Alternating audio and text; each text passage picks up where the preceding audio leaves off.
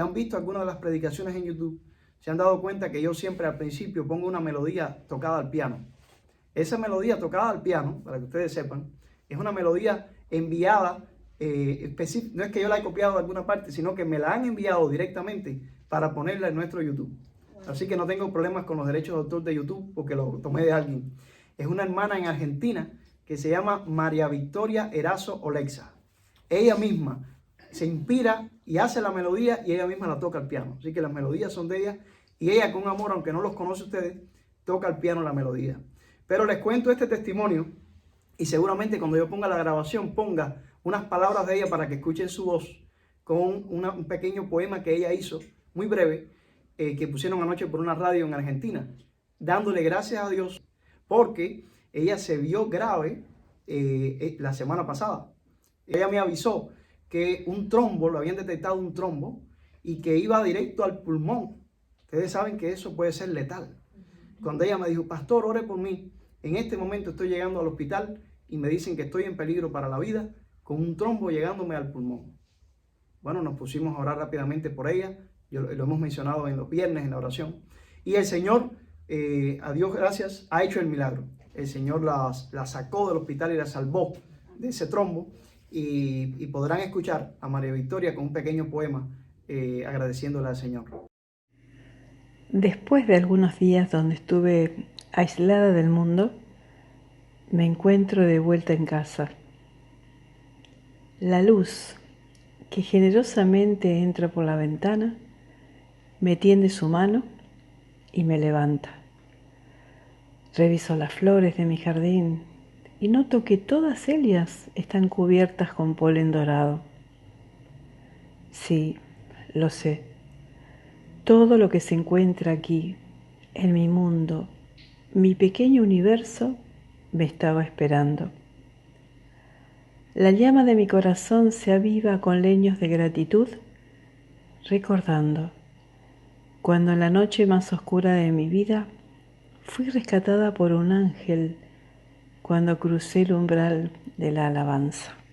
Vamos directo a nuestro sermón de hoy, que por cierto tiene que ver con alguien también que se la vio bien difícil, bien difícil, porque no solamente tuvo pérdidas de familiares que murieron, sus hijos, no solamente tuvo pérdidas de riquezas. En aquellos tiempos las riquezas se medían por la cantidad de cabezas de ganado que tuviera la persona. Mientras más vacas tenía, más rico era la persona.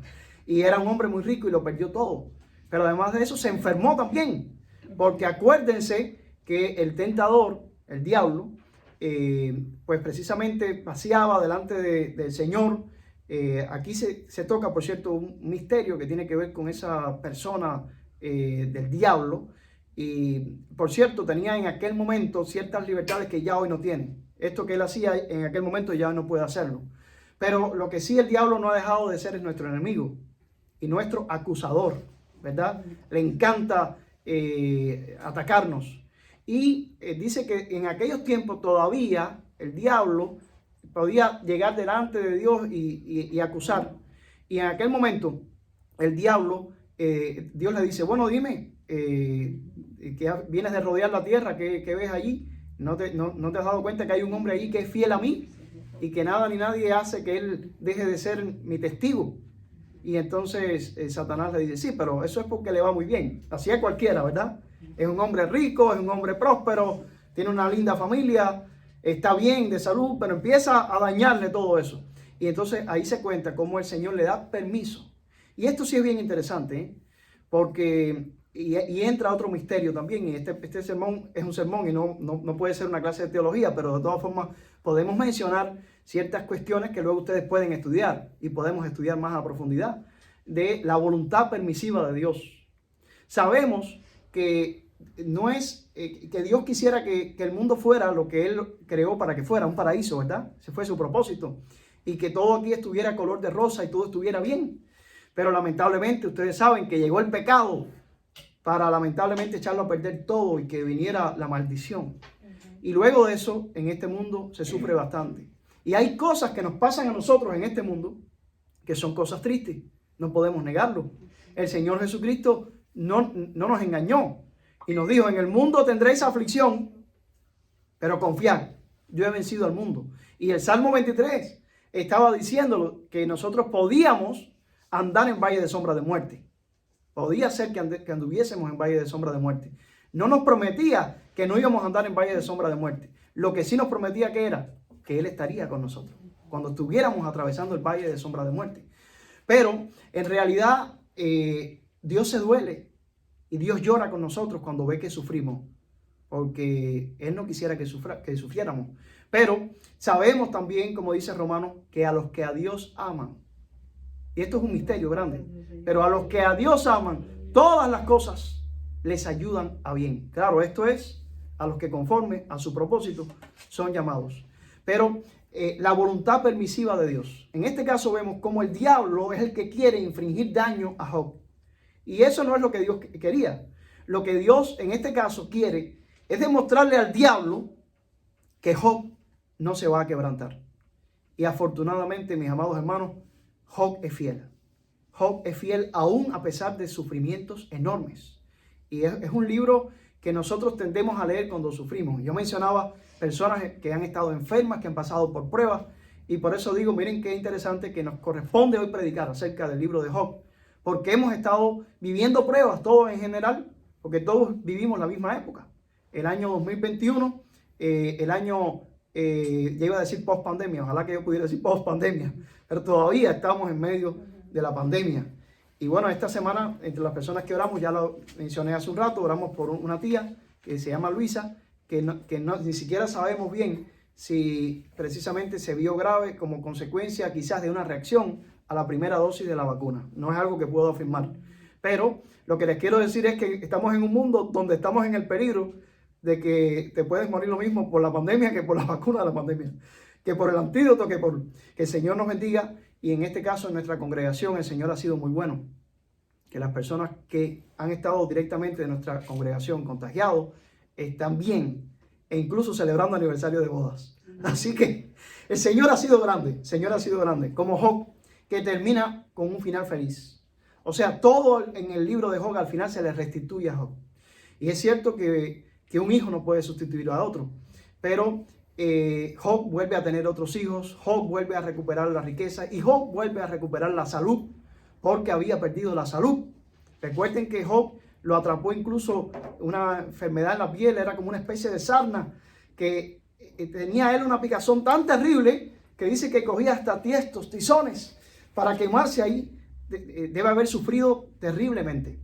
El Señor lo salvó de eso. Y lo peor aún, cuando estaba en esa circunstancia, ya sabemos que los que él creía que eran sus mejores amigos, vinieron no precisamente para ayudarlo, sino para cuestionarlo y juzgarlo, porque ellos entendían, de acuerdo a la teología de aquel tiempo tan antiguo, tan primitivo, que si un hombre sufría y se enfermaba, eso solo obedecía a que este hombre había cometido algún pecado.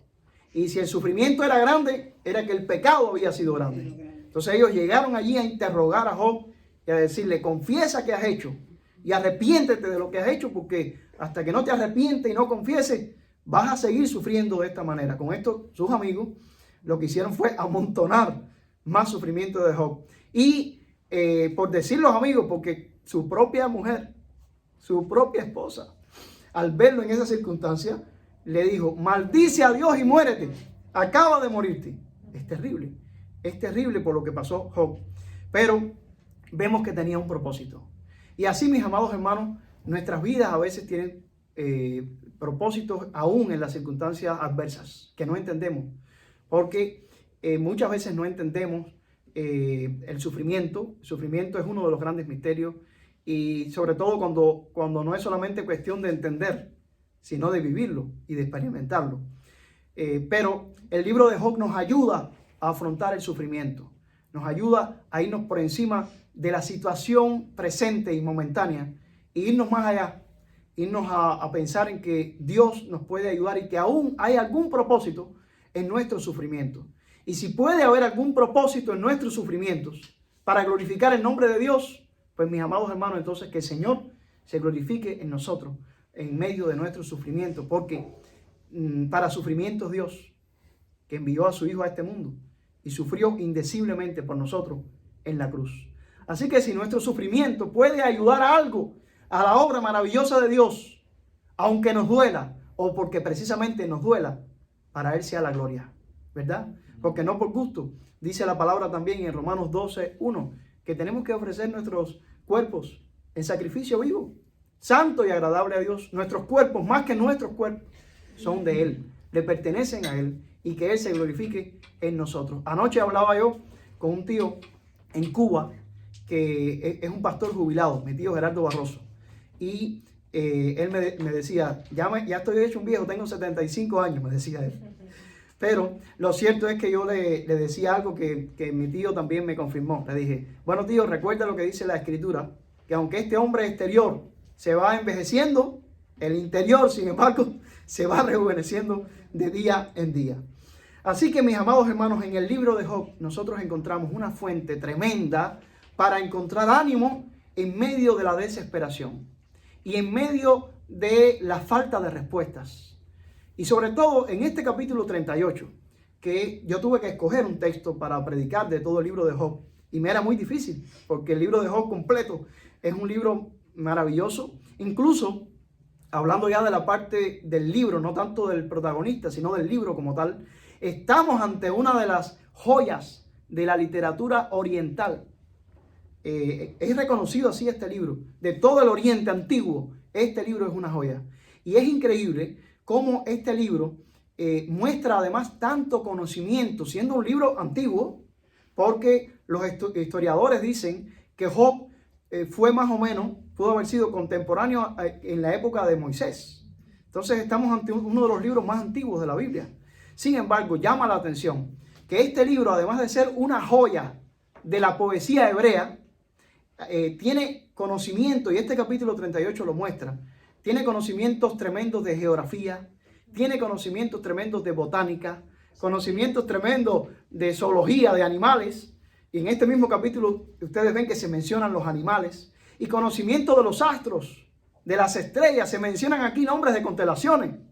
Es increíble, porque no se sabe a ciencia cierta quién escribió el libro, no se puede asegurar, pero quien lo haya escrito, mis hermanos, demuestra aquí conocimientos, no solamente de teología, y no solamente de poesía, sino conocimientos de la ciencia en una época sumamente antigua.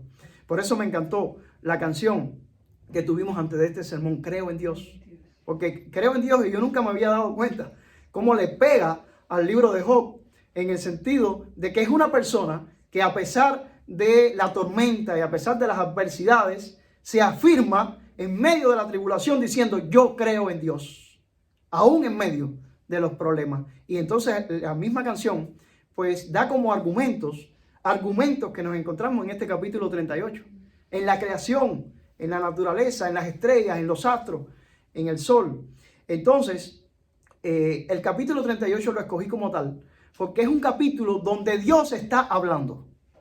Porque en el libro de Job nos encontramos, en medio de todas esas poesías hermosas, que a veces habla Job, que a veces hablan los amigos de Job. Eran muy sabios los amigos de Job, conocían mucha teología los amigos de Job. Hay versos muy lindos de los discursos de los amigos de Job, pero en el fondo los amigos de Job querían que Job se confesara que había hecho algo malo y que la causa por la que estaba pasando lo que estaba pasando era que él había hecho algo malo. Pero lo que más me gusta del libro de Job son las palabras de Dios. Las palabras de Dios. Y claro, las palabras de Job también son interesantes. Pero el capítulo 38 es el primer discurso que le da Dios a Job desde un torbellino. Por eso ustedes ven que en el verso 1 dice: entonces respondió Jehová a Job desde un torbellino. Y es interesante que el libro de Job, además de hablar de animales, además de hablar incluso de animales sumamente extraños, ¿no? Y hablar de constelaciones, pues también hace referencia especial a fenómenos meteorológicos. En este caso, un torbellino. Llama la atención que Dios le habla desde un torbellino. Tal vez porque además recuerden que Dios usa toda la creación para hablarnos a través de la creación.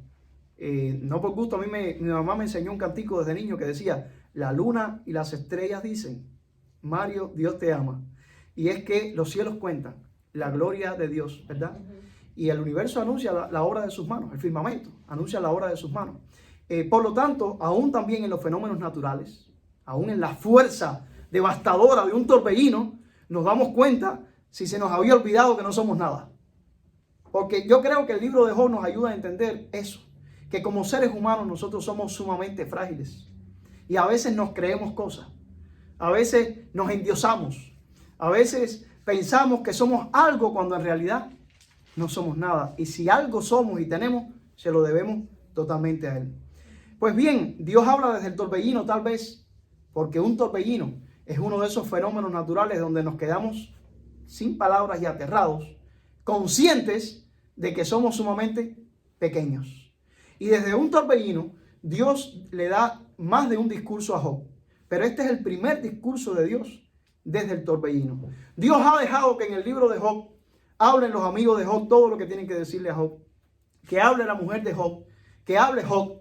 Pero ahora Dios ha roto el silencio. Y Dios también dice lo que Él tiene que decir. Y todas esas preguntas que transcurren en este discurso de Dios desde el torbellino y que ocupan el capítulo 38 y 39. Y yo decía, bueno, no puedo, ya solamente la lectura de 2 capítulos sería sumamente largo. Así que la predicación de 2 capítulos es imposible, porque un solo versículo ya es suficiente para una predicación. Pero el capítulo 38 y el capítulo 39, mis hermanos, se resumen en que Dios hace una serie de preguntas retóricas. ¿Qué cosa es una pregunta retórica? Una pregunta que se contesta por sí misma. Y si bien Dios le está diciendo a Job, primeramente, Dios le dice ahí a Job, ¿quién es este que oscurece el consejo con palabras sin sabiduría? Y aquí, en este caso, vemos que aparece literalmente la palabra sabiduría. Por eso decimos que el libro de Job, además de ser un libro de poesía, es un libro sapiencial o de sabiduría, porque quiere enseñarnos sabiduría. Y Dios aquí, en este caso, con quien está conversando es con Job. Y por lo tanto, aquí mismo en esta pregunta que Dios está haciendo, Dios quiere llevar, como decimos, a la tabla a Job. Porque ese a quien Dios está aludiendo es el mismo Job, que ha tratado de responder, que ha tratado de explicar su situación y que aunque fue firme y fue fiel, eso es incuestionable. Sin embargo, como ser humano al fin, pues empezó a hablar de lo que no entendía, como el mismo Job después dice, yo hablaba lo que no entendía. Y aquí Dios le está diciendo, ¿quién es ese que oscurece el consejo con palabras sin sabiduría? Job sabe que están refiriéndose a él. Job sabe que se están refiriendo a él. Y Dios le dice, ya dando por sentado que es él, le dice, ahora ciñe como varón tus lomos, o sea, ponte bien el cinto. Amárrate bien el cinto y yo te preguntaré y tú me contestarás. y tú me contestarás. Imaginen ustedes esto, ¿no? Dios preguntándote y tú respondiendo. Afortunadamente para Job, el examen no fue tan difícil en el sentido de que las preguntas ya decían las respuestas. Las mismas preguntas ya contenían en sí las respuestas. Y usted puede leer cada pregunta y usted se da cuenta que cada vez que Dios le hace una pregunta a Job, la respuesta de Job se tiene que asumir como un no. Tú sabes, yo no sé. Tú pusiste, yo no puse. Yo no. Es un no, no, no, no, no, no. Para reconocer que Él lo es todo y que nosotros somos nada. Y que por lo tanto tenemos que entregarnos completamente a Él.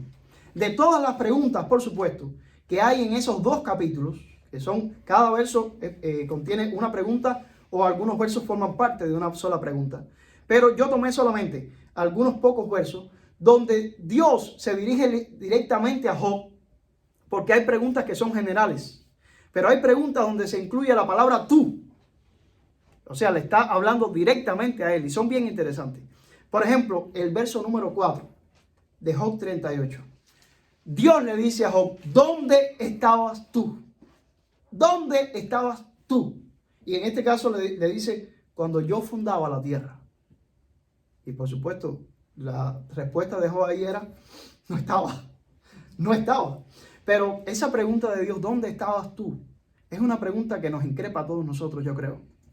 Porque Dios, que ha estado siempre, por la eternidad, en todas partes, y que ha sido testigo y protagonista de todo, nos podría cuestionar a ti y a mí de dónde hemos estado. No solamente en la fundación del mundo, sino aquel día cuando Él entregó a su Hijo Cristo, crucificado por nuestros pecados, donde Cristo estaba muriendo por nuestras culpas y pecados, aún antes de que nosotros naciéramos. Para que cuando nosotros naciéramos, ya nosotros naciéramos con la bendición de tener nuestros pecados perdonados si aceptábamos a Jesús como nuestro Señor y como nuestro Salvador. Qué maravilloso, mis hermanos, ¿eh? Pero Dios nos podría hacer esa pregunta, ¿dónde estabas tú? Y nos podría poner disímiles circunstancias y momentos de la historia donde tú y yo, nuestra respuesta es, yo no estaba, Dios. Y te agradezco porque tú, sin embargo, sí estabas. Porque tal vez si yo hubiera estado, las cosas fueran muy diferentes a como son. Pero tú estabas. Y al contestar esa pregunta, pastor, decirle, bueno, yo pienso que estaba en tus planes. Amén. Una buena respuesta. Te felicito, hermano William. Te felicito. Porque esa habría sido una buena respuesta. Y miren, es muy interesante al analizar estas preguntas retóricas. Decir, bueno, ¿qué habría respondido yo? En este caso la prueba fue a Job. Pero si hubiera estado yo, ¿qué hubiera respondido yo? Y aquí el hermano William le dio una buena respuesta, sabia, al Señor. Estaba en tus planes, Señor. Yo no estaba presente, pero estaba en lo que tú planeaste por mí cuando yo todavía no podía estar. Te felicito por la sabiduría, hermano William. Lo cierto es, mis amados hermanos, que realmente ante la pregunta ¿dónde estabas tú? Tenemos poco que contestar, ¿verdad? Porque Él es el que ha estado siempre. Esto me recuerda, por cierto, un libro de Nicky Cruz que les recomiendo. ¿Dónde estabas tú cuando yo estaba herido?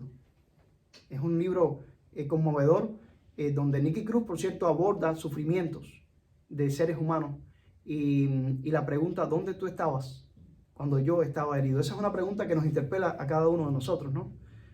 ¿Dónde estabas tú cuando fulano estaba herido? Cuando fulano estaba enfermo, cuando hay un Dios que nos pide que estemos presentes, ¿verdad?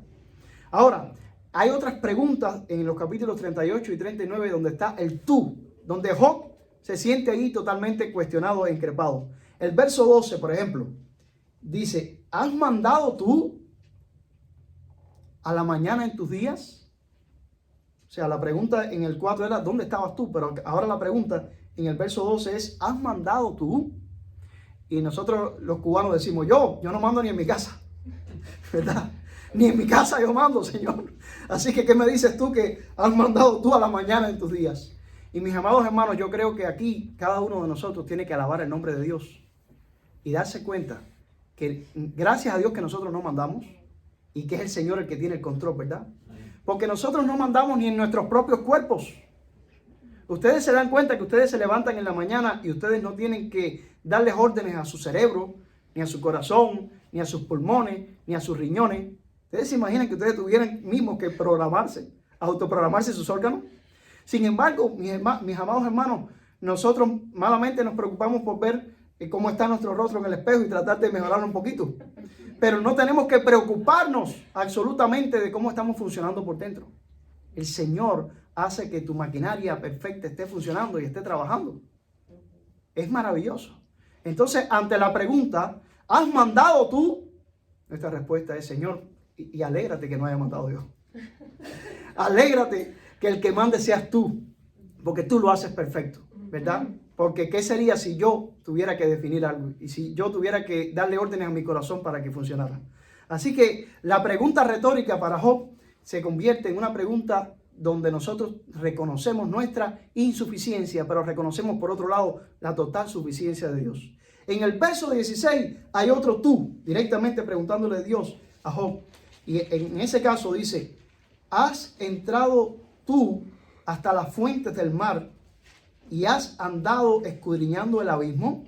Bueno, en este caso la pregunta no se aplicaría a uno de nuestros hermanos que está aquí hoy, que no voy a decir su nombre porque es un militar y no podemos estar revelando secretos. Pero en este caso él había dicho, yo sí lo he hecho, Señor. Yo he descendido hasta las fuentes del mar y he escudriñado el abismo, ¿verdad? Pero eso es excepcionalmente, ¿verdad? Eso es excepcionalmente. No todo el mundo tiene el privilegio que tengo yo de tener en mi iglesia a alguien que ha bajado en submarinos. La mayoría de nosotros tenemos que decir, no, Señor. Yo si acaso he bajado, me he tapado la nariz y he bajado y he vuelto a salir enseguida, ¿verdad? Pero lo cierto es que no, que la mayoría de nosotros no sabe lo que hay, los misterios de los insondables abismos. El mismo libro de Job hace referencia a monstruos marinos, que son todavía un enigma y un misterio.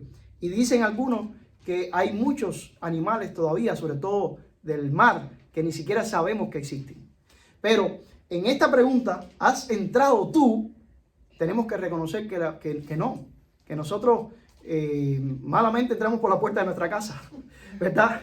Que somos tan frágiles y tan diminutos que desconocemos la mayoría de las cosas en este mundo y de los misterios. Siguen las preguntas a Job directamente y en el verso 31, ya avanzando al capítulo 38, le hacen una pregunta. ¿Podrás tú atar los lazos de las Pléyades o desatarás las ligaduras de Orión? En este caso la pregunta es una pregunta que cuestiona nuestro poder. ¿Podrás tú? ¿Podrás tú? Nuestro poder es muy poco, mis amados hermanos, ¿verdad? Algo podemos hacer, pero nuestro poder es ínfimo, es diminuto, al lado de la omnipotencia de nuestro Dios, que todo lo puedes.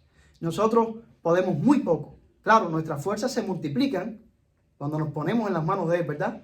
Porque Él da fuerza a que no tiene ninguna y nos da alas como las de águilas. Pero las nuestras propias, nuestras fuerzas mismas, son prácticamente nada. Y bueno, este es un verso maravilloso, es uno de esos versos que demuestra conocimiento del cosmos, porque habla allí de constelaciones, ¿verdad? ¿Podrás tú atar los lazos de las Pléyades o desatarás las ligaduras de Orión? Bueno, en estos días estamos haciendo tremendo alarde, porque logró llegar sin explotarse una pequeña nave que enviamos a Marte. Y está allí examinando y tomando muestras. Pero yo cuando leo todo esto y veo los vítores y las victorias, me digo, qué pequeños somos y qué atrasados estamos. Que a estas alturas en el siglo XXI apenas estamos llegando. No nosotros, sino un artefacto mecánico al planeta que está más cerca. Cuando nos encontramos ante un universo prácticamente infinito. Sin embargo, estamos de victoria y aplaudiendo. Y es verdad, es un logro, ¿no? Pero estamos nada más apenas llegando, y no nosotros mismos, al planeta más cercano. Pero no sabemos qué hacer con un virus. Y no sabemos qué hacer con un virus. O sea, que esto es lo paradójico. Esto es lo paradójico. Logramos que llegue un artefacto, y qué bueno, a Marte, pero sin embargo no sabemos cómo conseguir la paz aquí en nuestra Tierra, en nuestro planeta, y cómo tener un planeta mejor. Y es más, ya algunos que están tratando de llegar a Marte lo están haciendo teniendo en mente de si nosotros mismos acabamos con la vida aquí abajo, para ver si aunque sea podemos lanzarnos en una nave y podemos crear condiciones allí. Fíjense qué terrible. Pero bueno, esa pregunta, ¿podrás tú atar los lazos de las Pléyades o desatarás las ligaduras de Orión? Nos demuestra, mis amados hermanos, que en realidad nada podemos y que lo poco que podemos, lo podemos con Él. Siguen las preguntas con los tú. Y por ejemplo, en el verso número 33, en la segunda parte del verso dice, ¿dispondrás tú de su potestad en la tierra? Y aquí habla, bueno, de que nosotros más bien, mis amados hermanos, lo que podemos es estudiar y ver cómo este mundo funciona. Pero de ahí a intentar nosotros hacer lo mismo es muy difícil. Porque el único que ha hecho que este mundo funcione, empezando por nuestros propios órganos, es Dios. Pero nosotros nada podemos hacer. Amados hermanos, las preguntas continúan. Y por ejemplo, para mirar rápidamente, ya que todo este discurso de Dios desde el torbellino ocupa los capítulos 38 y 39, también miro allí rápidamente en por lo menos 3 tú que aparecen en el capítulo 39. El verso 1 del 39 dice, ¿sabes tú? ¿Sabes tú? Y aquí esto apela al conocimiento de Dios y a nuestro conocimiento. Dios todo lo sabe.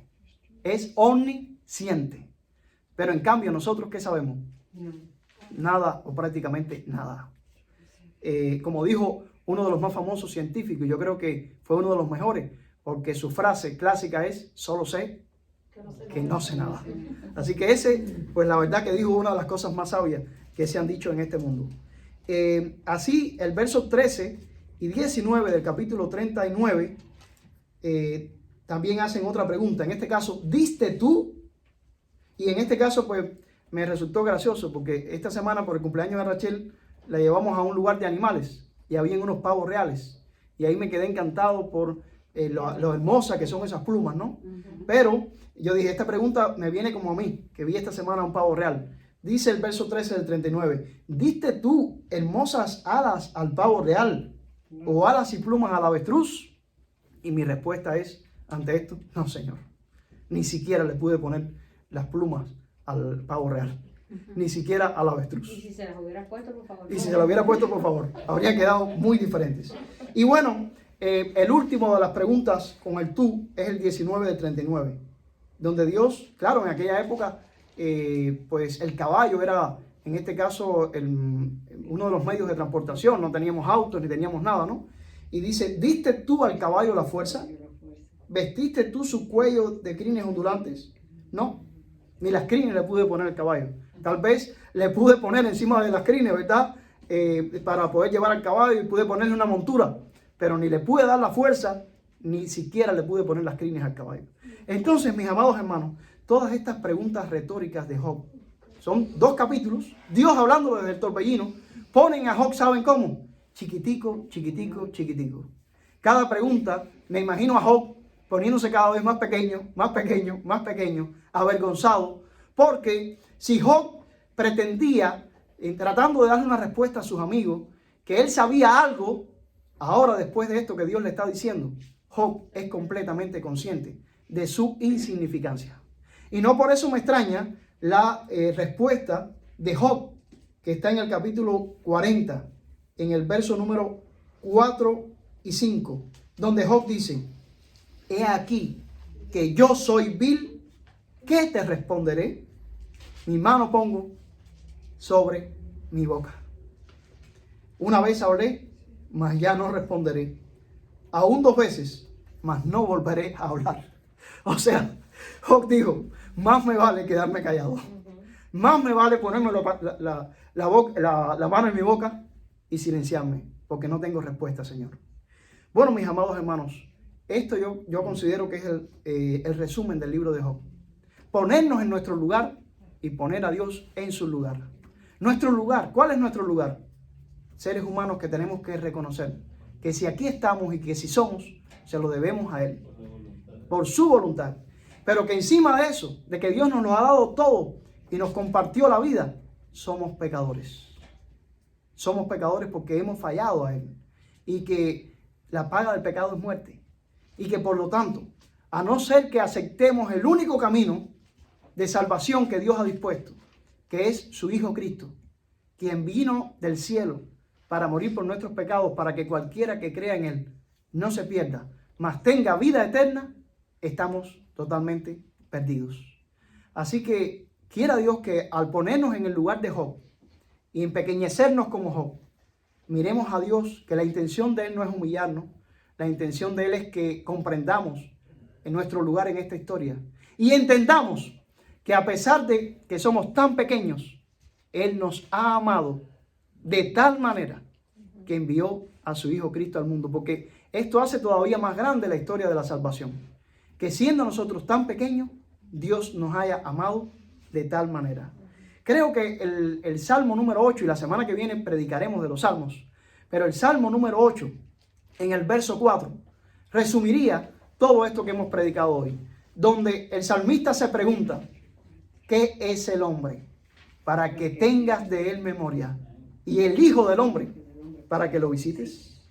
Y esto se repite por toda la Biblia. Y es más, este salmo mismo, Salmo 8:4, que podría resumir todas estas preguntas retóricas, que podrían ser una respuesta a todas las preguntas de Dios para responderle con una pregunta, pues también es citado en el libro de Hebreos, en el Nuevo Testamento, en el capítulo 2, verso 5, donde el autor de Hebreos, citando este salmo, dice, porque no sujetó a los ángeles el mundo venidero, acerca del cual estamos hablando, pero alguien testificó en cierto lugar diciendo, ¿qué es el hombre? Para que te acuerdes de él, o el Hijo del Hombre, para que le visites. Y sigue el autor de Hebreos ahí diciendo que Dios, a pesar de que somos tan pequeños, bueno, sigue citando el Salmo y dice, le hiciste un poco menor que los ángeles, le coronaste de gloria y de honra, y le pusiste sobre las obras de tus manos, todo lo sujetaste bajo sus pies, porque en cuanto le sujetó todas las cosas, nada dejó que no sea sujeto a él, pero todavía no vemos que todas las cosas le sean sujetas. Pero vemos aquel que fue hecho un poco menor que los ángeles, a Jesús, coronado de gloria y de honra, a causa del padecimiento de la muerte, para que por la gracia de Dios gustase la muerte por todos.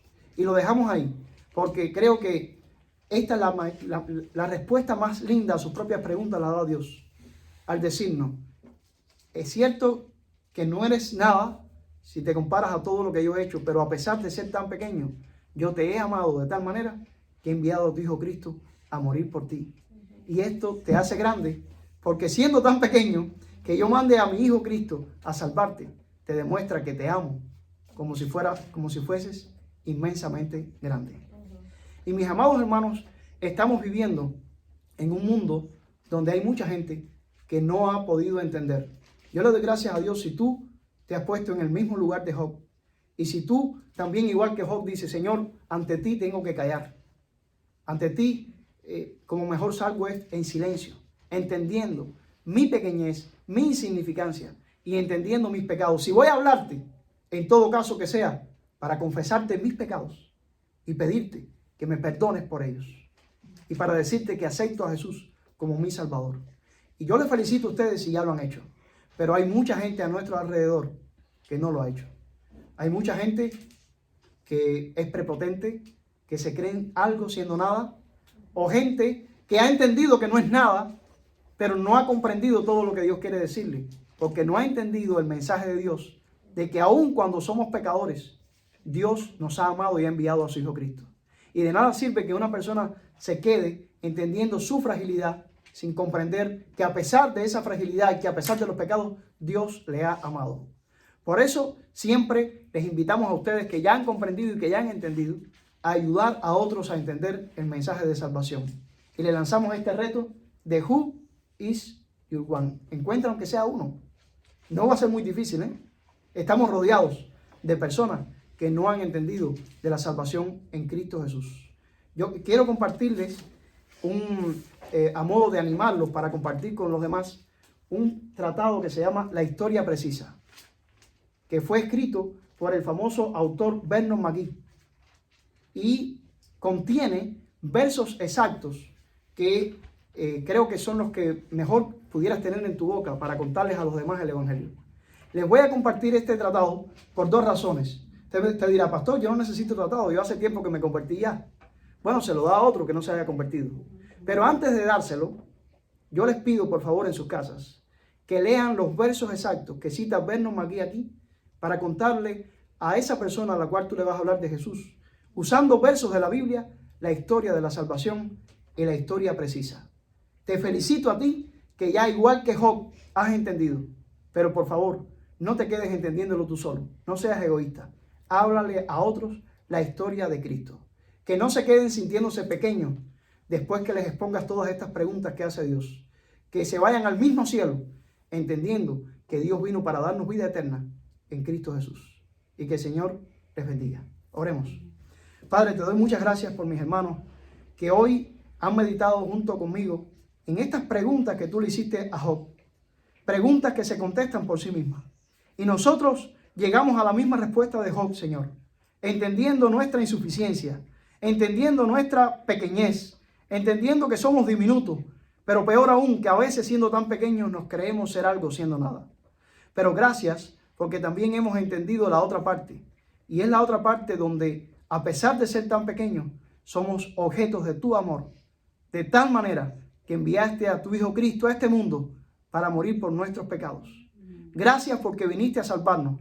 Y gracias porque nos has concedido vida eterna. En el nombre de Jesús. Amén y amén.